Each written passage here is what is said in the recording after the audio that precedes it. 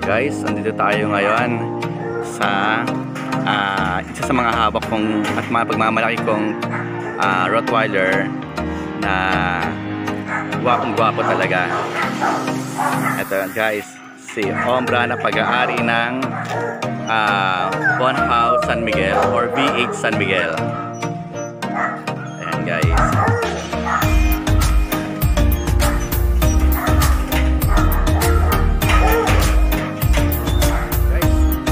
Napaka-prolific na stud neto, malaki at maraming magbigay. So hindi ako mapaya sa inyo guys. Proven many times na to guys.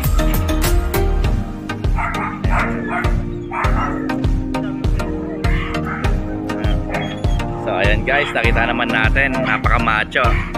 At ito ang isa sa pinakagwapo at mapagmamalaki yung stud guys.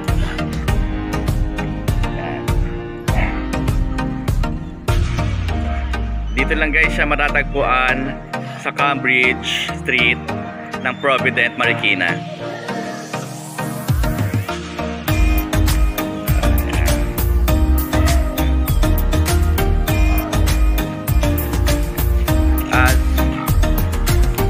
Sir, tanong ka rin po pala, ilang taon na po siya ngayon? 4. Yan guys, 4 years old na siya. Then, ano po ba ang bloodline history po ni Ombra? Ano niya, ang sire nito, si Vitus ng Germany. Import. Import siya. Then yung dam. From Italy. So ibig sabihin imported siya? Yes sir. Guys, kaya pala ganito kagwapo at kaganda itong si Ombra dahil import pala guys. Ayan guys, kita-kita naman natin. ABRK bloodline to. Ano po siya? ABRK bloodline. ABRK Maski bloodline. na yung ang sire, ang dam is from Italy. But ano yun, puro ABRK ang bloodline ng ng dam. Yan. Puro mga ABRK bloodline to. So, mga IPO 3, IPO 2. Edi so sir, di possible po pala siya na magbato rin ng mga ganyang kalalaki at yung pwede nating isali sa show eventually. Oo. Yun, so, ang ganda tumindig, lahat, ang lalaki ng buto. Ayan guys. So wala na tayong hahanaping iba pa. Ang gagawin na lang natin, magpapaisa na lang tayo dito, talagaan na lang at ipiprepare natin. Kung interested tayo mag-show guys, palalakihin na lang natin para bago isabak sa show. Bali sir, eto sir, saan niyo po siya na-purchase? Bali, na-purchase namin to kay New Brand. Oliver New Brand ng Germany. Then tawag dito. Hindi lang nailaban to ng show dahil nahinto siya ng nung pandemic. Tapos hindi na namin itinuloy. Ayun, opo. Tapos ang ano po niya, madalas po ba, ilan po ba ang pinoproduce po ni Ombra? Mostly yung last stud niya 10.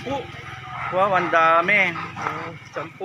Ang dami. Saka itong aso na to, matagal mag-mature. Nagmamature to mga 3 years.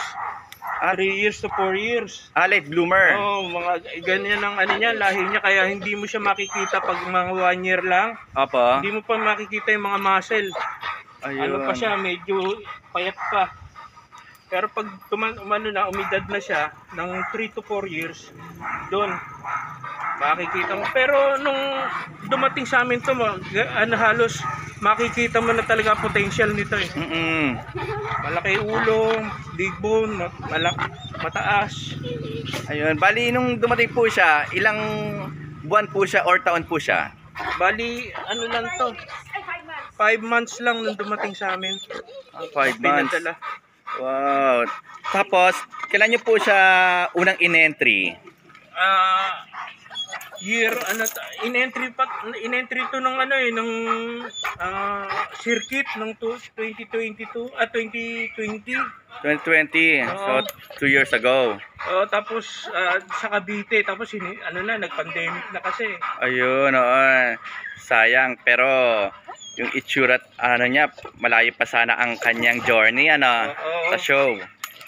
Pero, anyways, kailangan, yung mga anak na lang niya tayo babawi. Ang temperament nito, napakaganda. Ito guys, papakita ko naman sa inyo ang kabuuan ng tindig niya. Kita nyo naman kung paano tumindig. Yeah.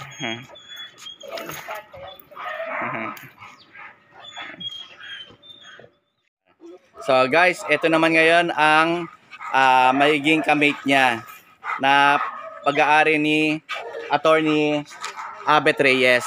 Ayan guys. Na nag-handle ay si Sir Andy Domingo. Sir, tanong ko lang, ano to, import din ba ito? Saan po siya nanggaling? Dito yan, sa Paranaque yan. Sa Paranaque, oo. So, ito, nanganak na po ba ito? Isang beses pa lang. Ayun, oo. So, guys, ito, ipagmamatch natin ngayon, parehong import. So, hopefully, pag nanganak ito, maganda yung magiging puppies nila. Kaya meron tayong mga abangan, guys. Ayan, guys. Galing nyo natin.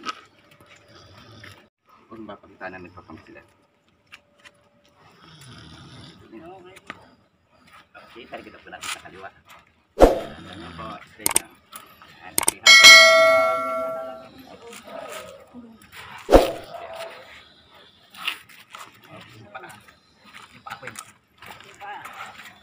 Good job, Obra. picture lang. Dahil tanggal na. Mamaya tanggal na. Mga picture lang. Okay, hindi dyan. Tapos kinagad niya. Hindi naman.